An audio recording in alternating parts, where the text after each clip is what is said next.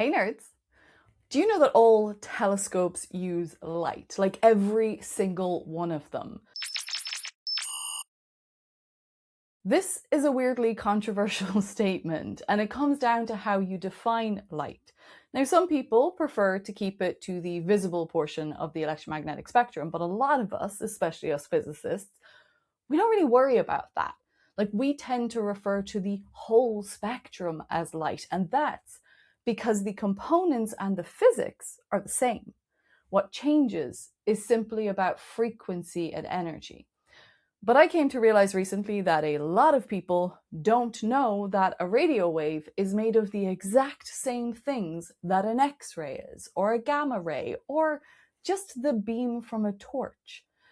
Light is fundamental to our understanding of the world around us and to how we communicate with each other. Nearly everything around us relies on electromagnetic radiation. Because light isn't just something that lets us see. It's a manifestation of one of the fundamental forces of nature, the electromagnetic force. This force is carried by photons and governs everything from radio communication to chemistry to the atoms in your body. In many ways, most of our interaction with the universe happens through electromagnetism. Now, I'm an atomic and laser physicist, right? So I use light in a number of different ways to take images of objects that are moving close to the speed of light. But the reason I wanted to talk about this today was a comment that was left under a video by a friend of mine, Lacey, who goes by Stellar Arts, who is not only an incredible artist, but is quite literally a planetary astrophysicist. Like, she is formally Dr. Lacey Brock. Now, Lacey made this beautiful video following the process of painting an image from JWST. And she was explaining like how telescope images are created and how different wavelengths of light are represented in astronomical imagery. A commenter then attempted to correct her, claiming that JWST doesn't capture photons and instead captures something called X-ray wavelength data. Now, the correction here is wrong for two separate reasons. JWST is an infrared telescope, not an X-ray telescope. And most importantly, X-rays are photons. Now, I know from my own experience from years now of doing science communication that this misunderstanding is incredibly common. In general, people tend to think that things like radio, microwave, UV, gamma, that are all fundamentally different things, but they're not. They are all electromagnetic radiation. They are all photons. They're all light. And all telescopes use light. Now, before I go any further today, I just want to give a note from today's sponsor. It's me. I'm the sponsor. It's my video. But I did just want to say that I would really appreciate all of you lovely people if you could like this video or subscribe if you don't already, and maybe you might give it a hype if you find it interesting. That would be great, and it would really help me continue to do this. So thanks, nerds. Now, I'm going to link Lacey's video in the description because you should watch it, as it is a beautiful explanation of how astronomers depict different astronomical objects in different wavelength bands. I think that people maybe don't realize that astronomers are not simply taking photographs. They're collecting information that is carried by photons, and the telescope records that information, and then scientists can translate it into images that we can interpret. Now, in Lacey's Cat Paw Nebula artwork, she's representing visible light observations in monochrome. This is because that's how the data is presented. And then she's overlaying rectangles that represent infrared observations from JWST. Now, infrared is not visible to our eyes, so in order to give it color, you have to assign color values to the different pixels in the data. Because telescopes do not directly produce color photographs. Raw telescope data often comes in grayscale. And to be clear here, this is almost the same for any imaging system. It doesn't have to be a telescope. For example, my own PhD work is based on imaging accelerating structures in a plasma. And I use a spectrometer to collect light from two laser pulses, and then the process is essentially the same. Each detector measures intensity values. You can use graders or filters to separate or isolate out particular wavelength ranges, and then the images that are output to you come in grayscale.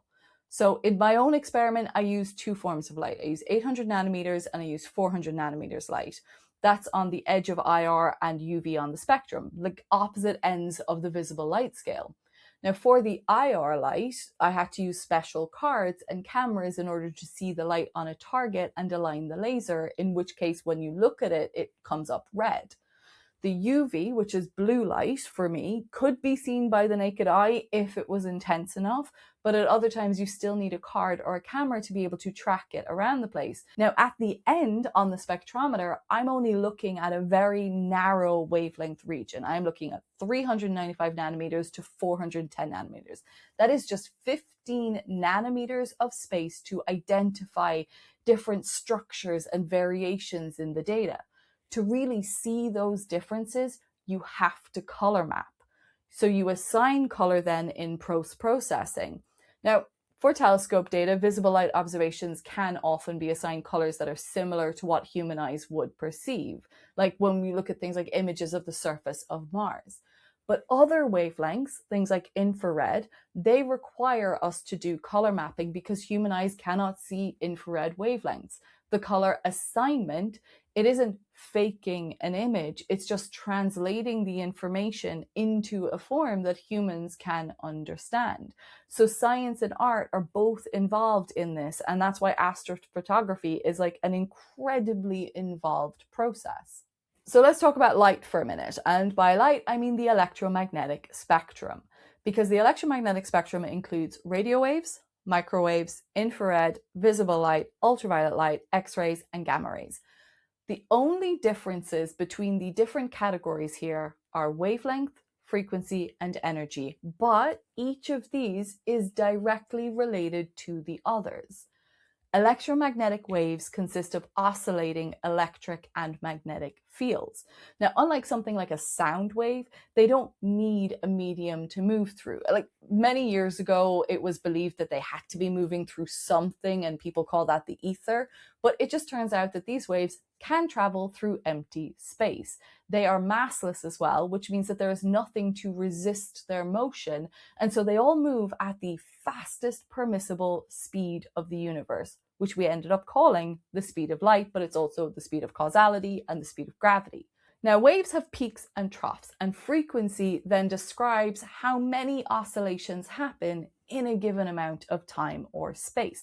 People often talk about frequency as though it exists on its own, especially when we're talking about things like quantum healing.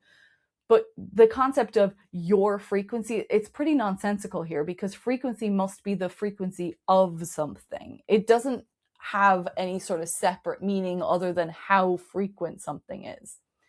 And one of the strange discoveries of quantum mechanics is that light does not behave exclusively like a wave. Under some conditions, it behaves as though it arrives in discrete packets of energy, and these packets are photons. Now, we can think about this in the way of as the electromagnetic wave describes how the energy is moving through space, while the photon describes how that energy is exchanged with matter. When light interacts with an atom or a detector, like your eye or a camera sensor, the interaction happens in quantized chunks of energy. Now, the frequency of an electromagnetic wave determines the energy that is carried by each photon. Higher frequencies have shorter wavelengths and higher photon energy. Lower frequencies have longer wavelengths and lower photon energy. This means that a radio photon, an infrared photon, a visible light photon, and an X-ray photon are all fundamentally the same kind of object. The only difference is the amount of energy being carried. Now, this is one of the reasons that we as physicists tend to talk about the entire electromagnetic spectrum as light. The underlying physics is the same. What changes is the wavelength, frequency, and energy scale. So how do we actually detect photons? Now, whether we're talking about like a phone camera, a scientific detector, a telescope, the spectrometer that I used in my experiment, the basic idea is almost the same. A photon arrives at a detector and transfers its energy to the material. Now, in a modern detector, this usually means like exciting or liberating electrons inside a semiconductor. Those electrons can then be counted electronically. The detector doesn't know that it is looking at a galaxy or like a nebula or a laser pulse or even just the surface of Mars. It's simply just recording how many photons arrived and where on the detector they arrived. That information is then converted into pixels, producing the images that we eventually see. A digital image is really just a map showing where photons landed on a detector. And depending on the intensity at each location, you can assign different color values. So you might ask, if all telescopes are collecting photons, why do we need different telescopes? The answer is that different wavelengths carry different information about the universe. Now, visible light telescopes are excellent for looking at things like stars and planets and galaxies in wavelengths similar to those that like our eyes evolved to see. Infrared telescopes like JWST, well, they can look through dust clouds and observe cooler objects that emit very little visible light. They also allow us to study things like extremely distant galaxies because their light has been stretched into the infrared by the expansion of the universe. Radio telescopes then, well, they can look at enormous clouds of gas and detect signals that would be completely invisible to an optical telescope. And then X-ray telescopes, well, they can let us look at some of the most energetic environments in the universe, including black holes and neutron stars and like supernova remnants. You can look at the same object in different wavelengths because each region of the spectrum reveals a different piece of the overall image. It's like a different piece of a full story. So when astronomers combine visible, infrared, ultraviolet, radio, or X-ray observations into a single image, they're combining information carried by different photons, like different wavelengths, revealing different physical processes or temperatures, materials, structures. The colors are then added just as a translation layer that allows humans to see relationships that would otherwise be hidden to us. This is why a single astronomical object can appear completely differently depending on which wavelength you look at. The telescope is revealing information that we can't see. So all telescopes use light because they are all collecting photons, and every image, every astronomical observation, and almost everything we know about the cosmos ultimately comes from detecting photons. Visible light is only a tiny part of that conversation. The universe communicates with us through electromagnetic radiation, and all of our telescopes are built to reveal a different part of it. Thanks for watching. I'm Abby. I'm Irish. I'm a physicist, and I like to talk about the science of sci-fi as well as some of the big ideas in physics. Please like this video, leave a comment, and subscribe if you don't already. It really helps me to keep on doing this. Now let me know if there are any science topics in the news or in sci-fi that you'd like a mini breakdown of. And if you like this video, you might like my recent video about our research group's recent breakthrough paper in Nature, or you can check out my pop science playlist here. Stay nerdy.